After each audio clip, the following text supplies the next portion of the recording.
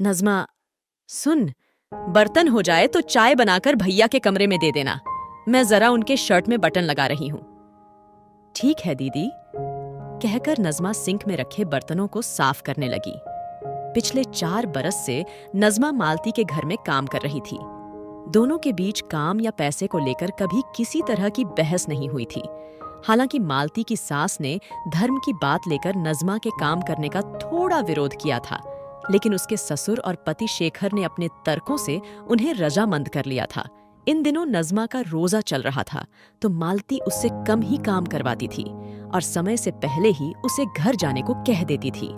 कुछ दिनों से नज़मा कुछ अनमनी सी दिखाई दे रही थी। मालती ने पूछा तो कुछ नहीं दीदी, कहकर वह टाल गई थी। मालती शर्ट का बटन टांक रही थी। शेखर बैग में अपना लैपटॉप रखते हुए बोला, मालती, सोचता हूँ अगले महीने से नज़मा के पैसे बढ़ा दूं। अगले महीने से? क्यों? जनवरी में 50 रुपये बढ़ा तो दिए थे ना? मालती ने रोष प्रकट किया। हाँ, तुम्हारी बात सही है, लेकिन सिर्फ 50 रुपये बढ़ाने से क्या होता है? अब तो उसके खर्चे बढ़ गए हैं। उसकी बेटी भी अब स्कूल जाने लगी है, यूनिफॉर्म, किताबें वगैरह वगैरह। याद है, 3 महीने पहले उसका शौहर भी बीमार पड़ गया था। तब उसके इलाज में काफी रुपए खर्च हो गए थे। उस वक्त तुम उसे रुपये देना चाह रही थी, लेकिन उसने लेने से मना कर दिया था, शेखर ने कहा। हाँ, याद है, लेकिन अभी